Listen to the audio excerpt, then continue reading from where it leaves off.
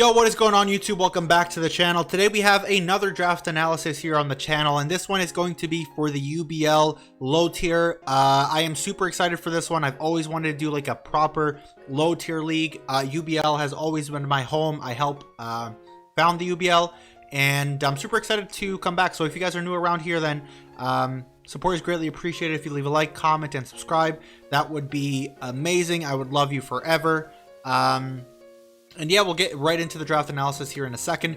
Just want to give a huge shout out to Otto. He's done a fantastic job with the league since I left, and I'm super grateful that he allowed me back in. I'm looking forward to playing all these amazing people and playing some old friends too, because there's a lot of people here that I played way back in the day, and I'm super excited to play them again. So like I said before, this is a proper low tier, and what I mean by that, and this is like no flaming leagues that do other type of low tiers, because ultimately anybody can play the game however they want, but I've always wanted to do a proper low tier, meaning mons that are like actually low tier. You see a lot of leagues going around that are low tier, but they have like mid tier threats. They have stuff like Garbodor, Swampert, Blaziken, stuff like that, and to me that just isn't considered low tier. But again, anybody can play the game however they want. I just want to like reiterate that I'm not flaming anybody or any league for doing whatever they want. This is just something that I really wanted to do, and I'm happy that I am able to do it now with a bunch of cool people here. So the way that we did this is, because it's low tier, there aren't really that many good Pokemon, and we didn't want people have to draft mons that are garbage just to, you know, fill in. I'm not the biggest fan of one draft pool. Of two draft pools. I mean, I prefer one draft pool, but we did end up separating it into two draft pools. There's 16 coaches, so 8 coaches in each draft pool, and I got the 6th pick out of the 8. There was really only one mon that I was wanting to use. If I got like a high pick, then maybe I wouldn't have drafted it round 1. Maybe I would have picked up something else like Scyther, which I think Scyther is like really good down here. But me being number 6, everything that was like super good got taken beforehand. So I decided to go ahead and pick up Scorch. It was always the mon that I wanted to use in this sort of setting, because I think Scorch can be amazing. I think it has huge potential in like regular tiered, but it doesn't really see much use. So I wanted to, you know, try it out down here and see how I felt and see how I liked it. The main reason why I think Scorch is really good is because of this move right here. If I can type Fire Lash. Basically, it's a 100% chance to lower the target's defense, meaning that if you switch in like a bulky water, for example, and you want to Fire Lash me, and you want to like come in to try to switch on me, I'll Fire Lash into Power Whip, and you will probably die. Same thing goes for like bulky rock types, for example, that also resist fire. Also get hit super hard by Power Whip. So if I get a -1 on it into Power Whip, it will just destroy it. This thing also gets Leech Life, which is pretty good for recovery. It gets interesting support options, stuff like Will-O-Wisp. Subcoil is something that's really good. Its stats are pretty nice. Its defense obviously is kind of garbage, and its speed this mon's kind of slow. It has that 4 times weakness to rock, but its special attack being 90, it can definitely run a mixed set, and this thing gets knockoff, and this thing also gets like Bug Buzz and you know, Scald, Scorching Sand, so it can definitely pull out like a mixed set. I also love the 2 amazing abilities that it has in Flash Fire and Flame Body. I think having a mon with Flame Body is super good to just like punish U-turns and stuff like that. So I'm super happy with Scorch. Like it was the mon that I really wanted to use, and I'm super excited to use it. I feel like it can definitely be a very good breaker. After that, I picked up a Dragon type in Drampa, and the reason I did so is because in this sort of like low tier setting, there aren't really many good steel types or fairy types. Like all of them are going to be like NFE mons, meaning that Drampa is going to be a major threat for everybody to deal with. This thing has coverage that it just never ends. Its move pool is very deep. If I drop like a Specs Draco off of 135 special attack, that is going to do some serious damage. Even if you are like a steel type, that's still going to do a lot of damage. On top of that, this thing gets Flamethrower and Fire Blast, Hydro Pump, Ice Beam, Hurricane, Thunderbolt. So Hyper Voice again, because this thing is a normal type. So even fairies, if they want to switch in, I go for a Specs Hyper Voice, it's still going to do a lot of damage. So I think Drampa plus Scorch is going to be a core that people are going to have so much trouble figuring out how they're going to end up switching into. And then Drampa also has some nice support options. It gets Defog, it gets your Calm Mind, Roost, it gets Glare, Thunder Wave, so good team support as well. It gets Roar, so super excited for Drampa too. I think I've used Drampa in like mid-tier already. I know how good it can be in mid-tier. I've definitely used it quite a lot. So down here I think it's going to be really, really good. And it has like really good abilities too, like Cloud9 maybe the lesser one, but Berserk and Sap Sipper are super, super good abilities, like really, really good. After that is a pick which in hindsight was kind of a mistake. I picked up Musharna. It wasn't tier 2. Out of tier 2 there wasn't really anything good that I wanted. Like the tier 2 mon that I really, really wanted was Alolan Persian, but D-Ray picked it before it made it back to me. So I ended up going with Musharna. In hindsight, I probably should have gone with something else. There was like Hitmontop in the pool. There were just other mons that I think would have benefited my team, but obviously hindsight is 2020. And now looking at how the team ended out, one of those mons would probably have been better. But reason I picked Musharna is because there aren't many good dark types down here either. Not everybody's going to have a dark type. So I feel like bulky psychic types with stored power are going to be deadly. Now this thing doesn't get Cosmic Power, but it gets Calm Mind, it gets Amnesia if I'm not mistaken. Yeah, it does. So this thing, it gets Curse, I guess, to an extent. You can also use that. So I think Musharna is going to be like a threat from that regard. It gets decent coverage, good team support, and Heal Bell, Healing Wish, even Trick Room. Like you'll see by the end that my team it has a very good like Trick Room element to it. So that's definitely something that I took into account. It gets more speed control with Thunder Wave as well. Overall, it's just a bulky psychic type that is going to be able to take hits from either side of the spectrum. And ultimately it gets reliable recovery with Moonlight, so it'll be able to stay around for a while. If I knew what I know now, I probably wouldn't have picked Musharna, but it's not like Musharna is a bad Pokemon or anything like that, so it is what it is. We'll make it work, I'm sure. After Musharna, I went ahead and I picked up Lantern, because Lantern was tier 3, and I definitely think that Lantern is very, very valuable. Like you see it used all the time in mid tier, and for it to be like tier 3 down here was something that I always had my eye on, especially because Lantern is like my nemesis, because I missed out on a finals in Gen 7 because of a Scarfed Lantern, and it became a meme. So I'm happy to have this thing on my side. Lantern is just a fat, bulky pivot. It gets 2 great abilities with 2 great immunities. It gets your team support options with Thunderbolt, not Thunder Wave, and then Heal Bell and stuff like that.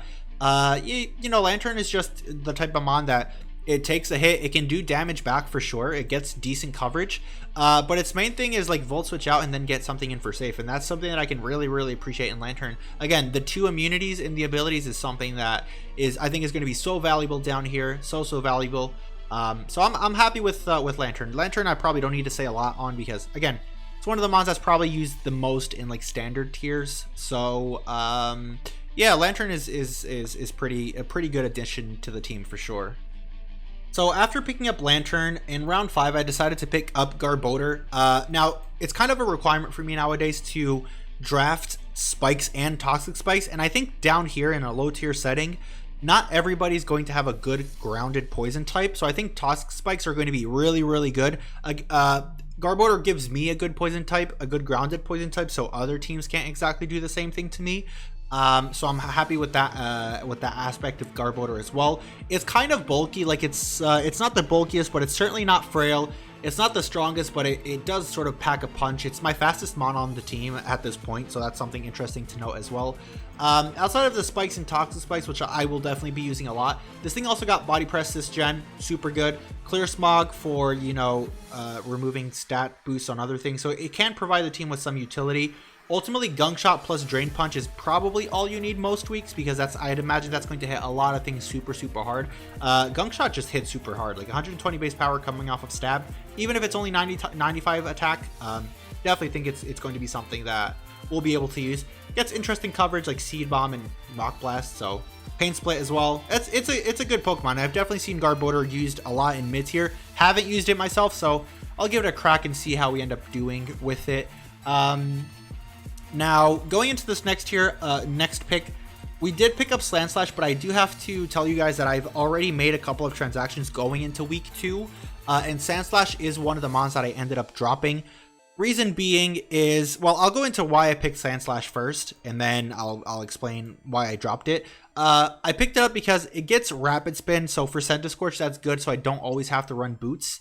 Apart from that, it was an electric immunity. Like, it has good options with spikes, but I already have spikes in Garbodor. It gets utility moves like Knockoff and Super Fang and stuff like that.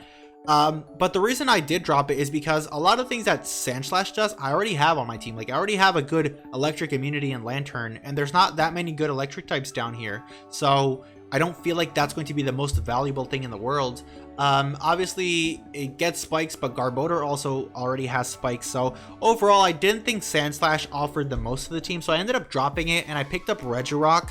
One thing that Sandslash did give me was a rock resist, because my team doesn't have the best rock resist, but I feel like Regirock is just so bulky on both sides where it will be able to take hits no matter what. So I don't feel like I'm losing a lot from missing out on Sandslash, but yeah, it was just a mod that I did pick at the time because it offered something, but after analyzing it after the draft and how the whole team ended up playing out, I didn't really see much in Sandslash, so that's why I ended up dropping it. I'm gonna leave it here anyways, because you know it's technically on the draft until we get to week 2. So yeah, we'll move on from Sandslash because that's all said and done. Funnily enough, the next mod that I drafted is also something I ended up dropping. I picked up Trevin in this round, and the reason being is because I needed ground resist. Trevin obviously being a grass type, resist that. I saw Jack use it in the UPA, I think, and harvest sets with like Leech Seed can be really annoying, so I'm looking forward to doing that. Well, I was looking forward to doing that, but I'm not, because like I said, I dropped Trevin. So Trevin was good on the team. Definitely having a good ghost type is something that you always aim for. And when I picked up Trevin, I didn't plan on getting another ghost type, but I did end up getting another ghost type that's better than this one, arguably. So that's why I ended up dropping Trevin. I dropped it and I picked up Eldegoss. I think Eldegoss is serviceable. Like, it gets Regenerator. It also gets Rapid Spin, so I'm not missing out on the Sandslash losing it.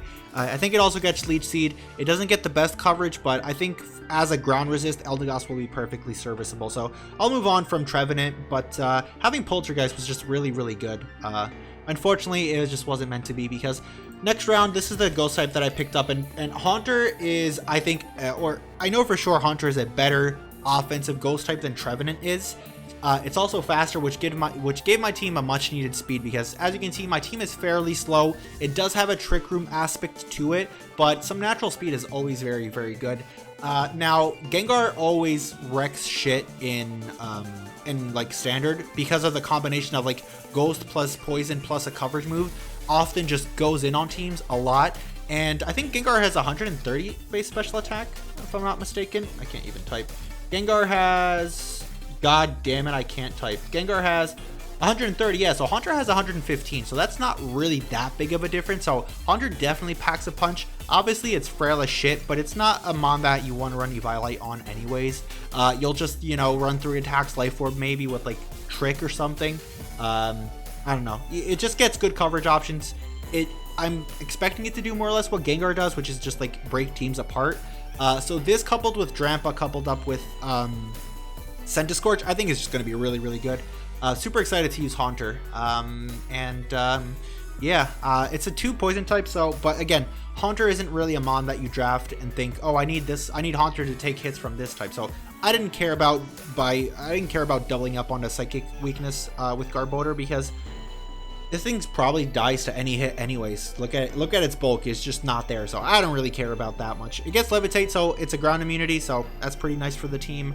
But yeah, Haunter is definitely something that I can see picking up a lot of kills, and I'm excited about it. I'm honestly excited about it. But 2 more picks. By the way, I forgot to mention that this was a 10 mon draft, because there probably wasn't going to be mons for everybody. So I picked up Metang as my steel type. Metang was probably a steel type that I always wanted to use, because I looked at the pool and there was just no good steel types. Like, the best steel types around were like Scavalier, Steelix, maybe Berserker was a good one. Outside of that, I think all the steel types were just kind of trash. So I just like looked at tier 4. I was like, yo, Metang is a pretty decent steel type. Like, with these stats, you don't desperately need to run a Violite. Obviously, if you run a Violite, it's going to be a lot bulkier, but Metang is a steel type that gives me rocks. It gets a lot of good coverage options. It gives me priority in bullet punch, which is quite nice. It doesn't have the best attack stat, but it's definitely something that can do a job or two, I think. I just wanted a steel type so that my team wasn't super weak to other dragon types, and I feel like I was able to accomplish that with Metang.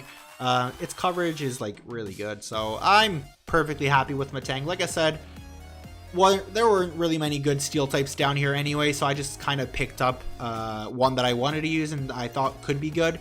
And Metang is definitely the one that made the most sense to me. There was stuff like Pawniard, but I just didn't feel like using Pawniard, honestly. I didn't think it was going to be that good, so we ended up picking that. And then last but not least, I ended up picking Spritzy as my fairy type. I wasn't going to pick up Spritzy. I was going to pick up like Morgrum to give me a dark type. But I think Spritzy is just, you know, better. It's a cleric, which my team didn't exactly have. It provides wish support to stuff like Lantern, which is really nice. Scorch doesn't have the reliable recovery. Metang doesn't have it either. So there's just a lot of mons on the team that will benefit from wish. And again, another Trick Room mon, so it just adds on to that Trick Room element that my team has. Doesn't really have the best coverage. In fact, like it has like 3 moves that I can use, I guess. But again, I don't think steel types are going to be too prevalent in this sort of meta. So maybe a Spritzy with like Nasty Plot Moonblast is actually going to be able to do something. Maybe we will see. We will see. It definitely gets good support options like Disable and Encore and stuff like that. So yeah, it's just good to have that security where you're like, okay, well, a team can't just kill Draco Meteor against me and just win. So yeah, I'm happy with that. Overall, how do I feel about the draft? I don't think it's a very good draft at all, but I don't think anybody down here is going to have a good draft because it's like bad Pokemon only. After the transactions, I definitely think my draft is going to be a little bit better. But I admit it's not really the best draft. Like I have very big dark and ghost weakness, and I don't really have a dark resist on my team. I mean, I have a Spritzy, but you know what I mean. It's not the most reliable one. I'm trying to work towards getting a dark resist onto the team. It's not easy so far because obviously there aren't really that many options, you know. But I don't know. I feel like it's going to be a fun season. I'm super excited to use all of these low tier mons. It's going to be super fun building with them and prepping against other teams that have these low tier mons as well. So I think overall, more than actually being competitive, this league is going to be really, really fun. And that's the aspect that I'm excited for. It's definitely a lot less of a competitive league and more of a fun league for me at least. So I don't know. I'm excited for it. I hope you guys are excited for it too. If you guys do end up enjoying the content and you want to stick around and watch the whole season, I'd greatly appreciate that. Leave a like, comment, subscribe. You know, that good stuff is fantastic. And yeah, I think that's all that I wanted to say. Thank you guys very much for watching, and I'll see you all for week 1 when we take on Sven. I'm probably gonna get my ass kicked, but I'm just excited for this. So yeah, I'll speak to you guys later then. Peace.